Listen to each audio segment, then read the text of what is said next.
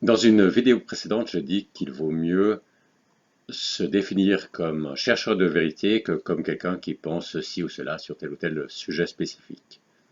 Mais se définir comme un chercheur de vérité, ça suppose de croire qu'il y a une vérité. Même si elle n'est pas facile à accéder, même si on ne l'aperçoit pas immédiatement, il y a l'idée qu'il y a une vérité qu'on essaye d'atteindre. Et bon, la plupart des gens diront probablement que, ben, évidemment, tout le monde sait qu'il y a une réalité, qu'il y a une vérité, mais en fait, très souvent, on fait comme s'il n'y avait pas une vérité objective. Par exemple, on le voit dans des expressions telles que à chacun sa vérité.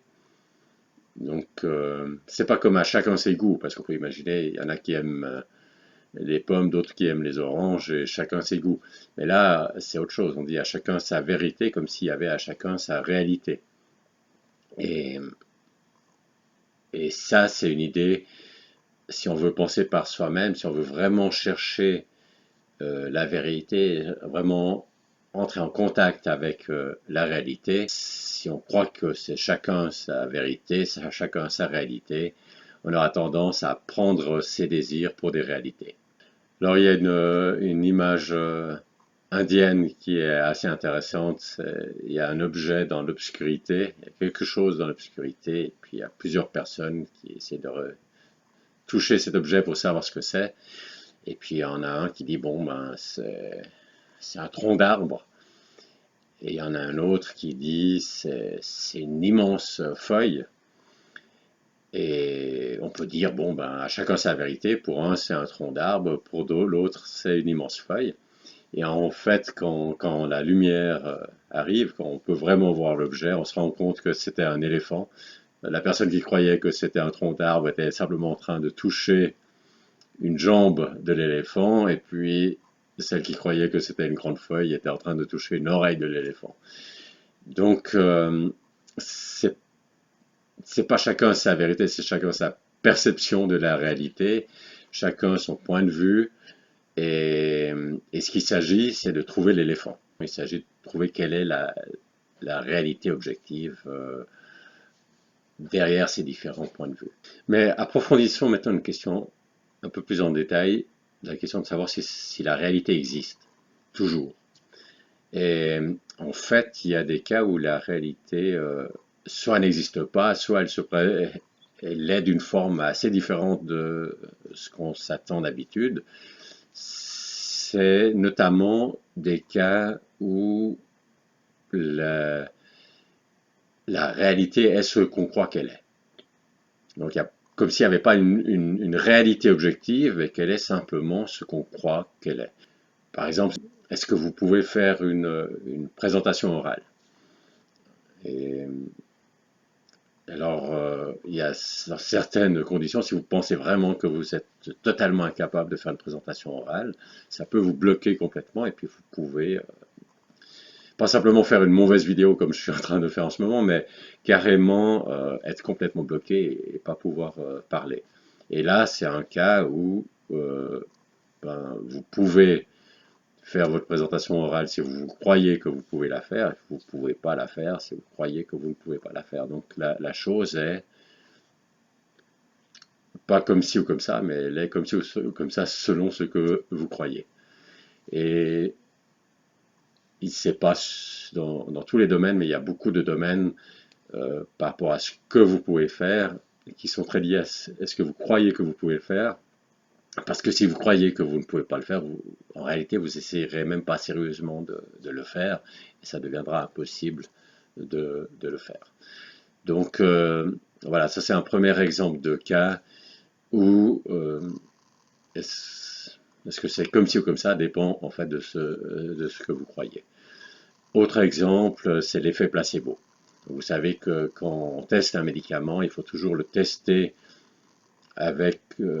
Il y a deux groupes. Il y a un groupe auquel on donne réellement le médicament, puis il y a un autre groupe auquel on donne ce qu'on appelle un placebo, c'est-à-dire quelque chose qui a pas les éléments chimiques du médicament. C'est une sorte de pastille avec un peu de sucre dedans et qui, en principe, ne devrait avoir aucun effet.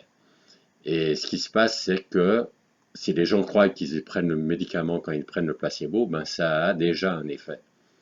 Donc ça peut être l'effet positif du médicament, il peut aussi être les effets secondaires négatifs, donc ça peut être en positif ou en négatif, mais ça a un effet. Et cet effet est tellement important et il est tellement démontré scientifiquement que quand on teste un médicament, on doit toujours tester par rapport au placebo pour voir ce qu'apporte réellement le médicament en plus du placebo.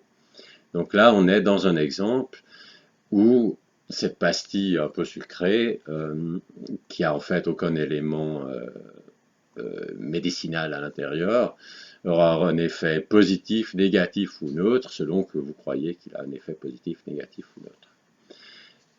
Autre exemple, c'est le prix des actions, par exemple, sur les marchés financiers. Eh bien, une action, son prix va monter si les gens pensent que son prix va monter. Puis il va baisser si les gens pensent que son prix va baisser. Parce que si les gens pensent que son prix va monter, ils vont l'acheter, puis ça va faire justement monter son prix. Donc ces exemples que je vous ai donnés, c'est ce qu'on appelle des prophéties autoréalisatrices, c'est-à-dire que les choses se passent comme on croit qu'elles vont se passer. Donc il y a toute... vous voyez que c'est un peu plus compliqué que de dire simplement il y a une réalité qui existe. Il y a certains cas dans lequel, au fond, la réalité est ce qu'on croit qu'elle est, disons. Et,